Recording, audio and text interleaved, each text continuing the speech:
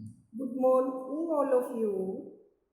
आज हम रणथंभौर के शासक हमीरदेव चौहान के बारे में अध्ययन करेंगे। हमीरदेव ने 1282 से 1301 तक शासन किया। हमीरदेव के पिता कौन थे?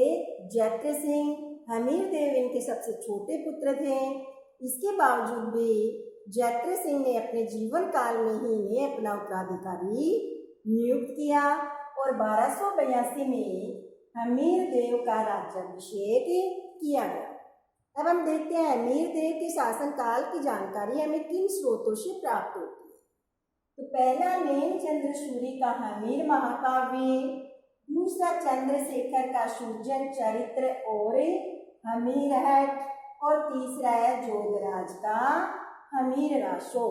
ये 4 ग्रंथ हैं जिनसे हमें हमीरदेव के शासनकाल की जानकारी प्राप्त होती है। अब देखते हैं हमीरदेव की विजय अभियान। सबसे पहले हमीरदेव ने भीमरस के राजा अर्जुन को पराजित किया और मांडलगढ़ से कर वसूल करना शुरू किया। दूसरा क्या किया? दक्षिण के परमार शासक भोज को पराजित किया और उत्तर में चित्तौड़, आबू, काठियावाड़, पुष्कर,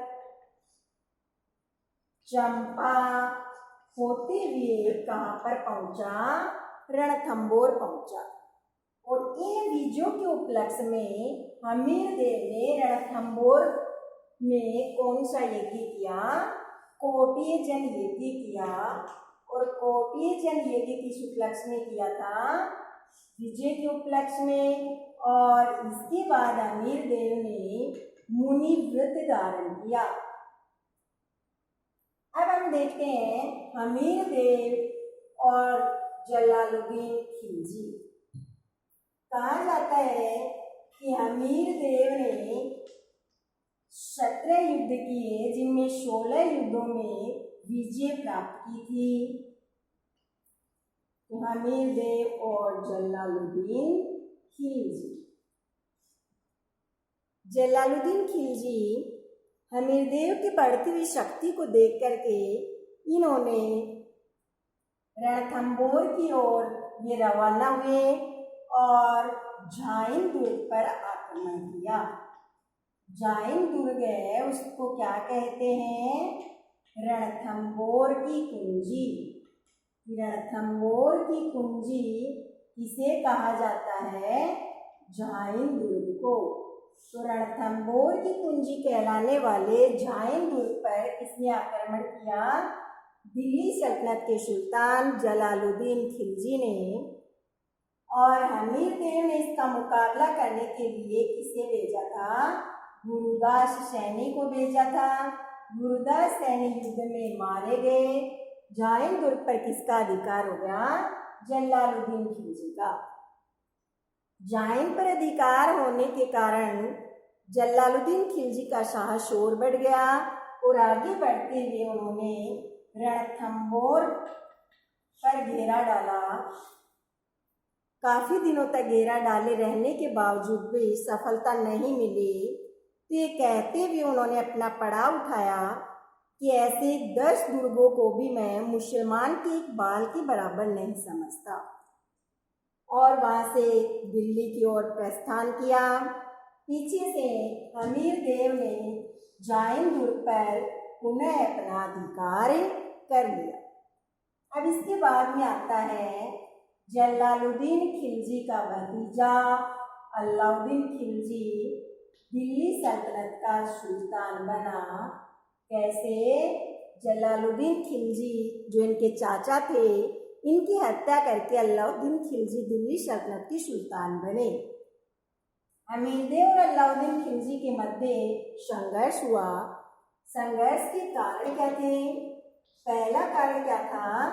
अलाउद्दीन खिलजी एक महत्वाकांक्षी व साम्राज्यवादी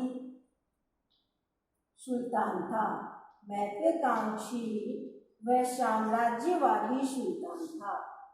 एक विशाल साम्राज्य को स्थापित करना चाहते थे अलाउद्दीन खिलजी, इसलिए उन्होंने रणथंबोर पर आक्रमण किया।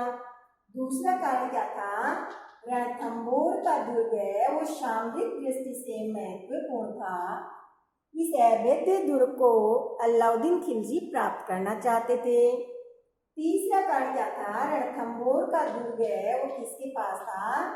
दिल्ली के निकट था। दिल्ली के निकट होने के कारण अलाउद्दीन खिलजी के लिए और अधिक महत्वपूर्ण हो गया। और चौथा कारण क्या था? अलाउद्दीन खिलजी अपने चाचा जलालुद्दीन खिलजी की पराजय का बदला लेना चाहते थे। जलालुद्दीन खिलजी ने जहांगीर के दुर्ग पर अपना अधिकार किया, लेकिन हमीरदेव ने पुनः इस पर अधिकार कर लिया, तो इसे पुनः प्राप्त करना चाहते थे अलाउद्दीन खिलजी। और पांचवा कारण क्या था? मंगोल सैनिक थे। कौन थे? मोहम्मद शाह और कहबरू। तो मोहम्मद शाह और कहबरू को हमीरदेव द्वारा शरण देना। मोहम्मद शाह और कहबरू जो मंगोल सैनिक थे, इनको हमीरदेव ने शरण दी। ये मोहम्मद शाह और कहबरू को शरण कैसे दी? कि अलाउद्दीन खिलजी ने गुजरात पर आक्रमण करने के लिए उल्लू खां और नुसरत खां के नेतृत्व में सेना भेजी थी। गुजरात विजय के बाद वहां से धन संपदा लूटी गई और शाही सेना लूट का माल लेकर आ रही थी कि जालौर में क्या हुआ? लूट के माल के बंटवारे के प्रश्न को लेकर के विवाद उत्पन्न हो गया और मंगोल सैनिकों ने विद्रोह कर दिया। अब क्या हुआ? नुसरत खां, उल्लू खां ने विद्रोह को दबाया, लेकिन दो मंगोल सैनिक मोहम्मद शाह और कहबरू ये भाग करके कहाँ चले गए? हमीरदेव के पास चले गए और हमीरदेव ने अपने शरण में आए हुए की रक्षा करना अपना धर्म समझा।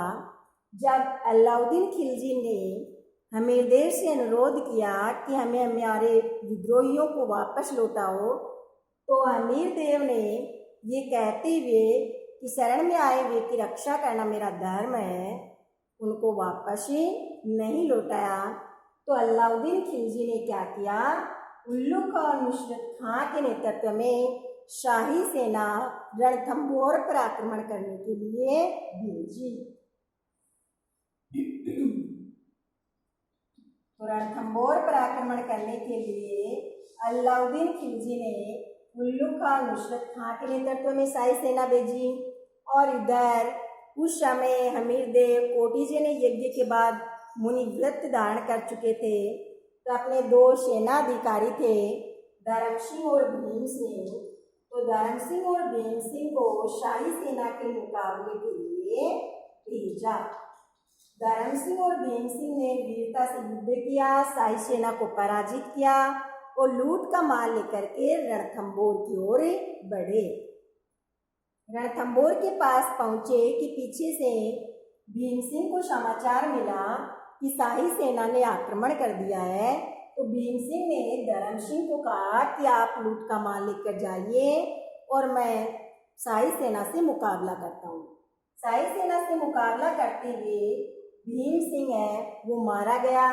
उल्लू खां ने भीम सिंह को मारा और फिर उल्लू खां ने रणथंबोर की ओर न बढ़ करके दिल्ली की ओर ये चले गए। पुनः अलाउद्दीन खिलजी ने उल्लू खां और नुसरत खां को रणथंबोर पर आक्रमण करने के लिए भेजा। तो उल्लू खां और नुसरत खां ने रणथंबोर की मोर्चाबंदी की, प्राचीरों को तोड़ना शुरू किया और गोले से गोला करके नुसरत खां को लगा, जिससे नुसरत खां की मृत्यु हो गई। और शाही सेना है वो नुसरत खां की मृत्यु को देख करके भागने लगी। तो उल्लू खां ने अलाउद्दीन खिलजी को संदेश भिजवाया कि नुसरत खां की मृत्यु हो चुकी है और अधिक सेना की हमें आवश्यकता है।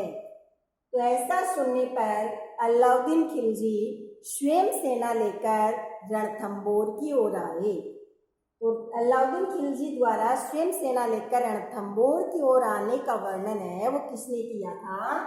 अमीर खुसरो ने, क्योंकि अमीर खुसरो भी अलाउद्दीन खिलजी के साथ आया था। तो अमीर खुसरो ने इसका वर्णन किसने किया है?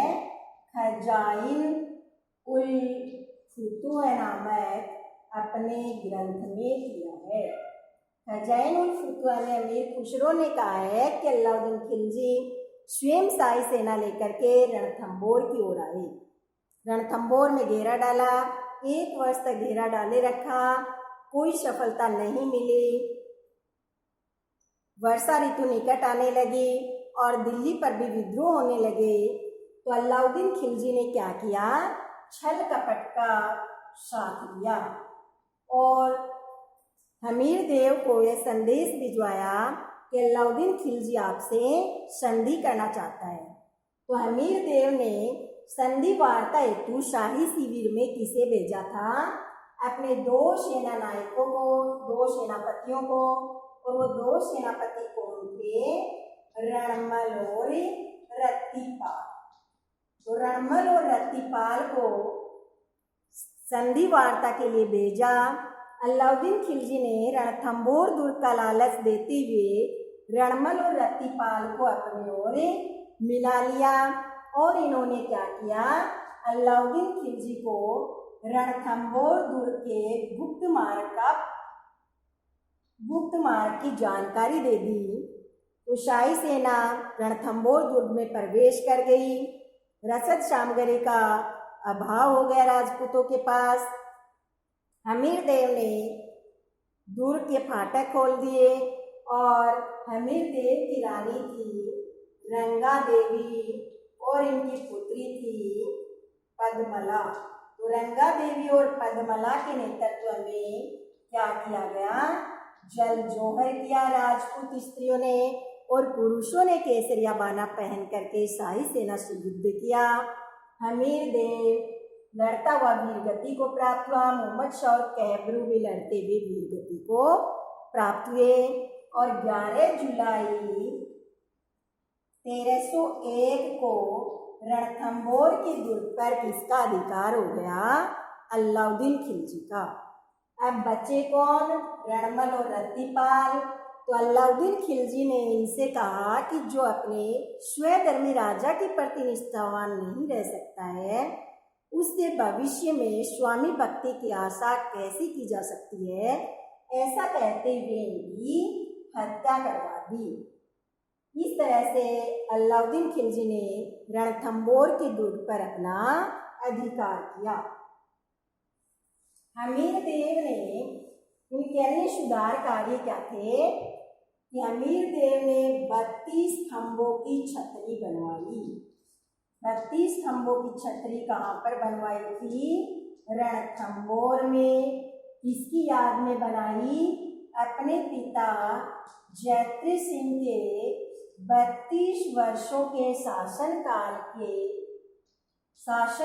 की याद में उन्होंने रणथंबोर में 32 खंभों की छतरी बनवाई, जिसे क्या कहा जाता है?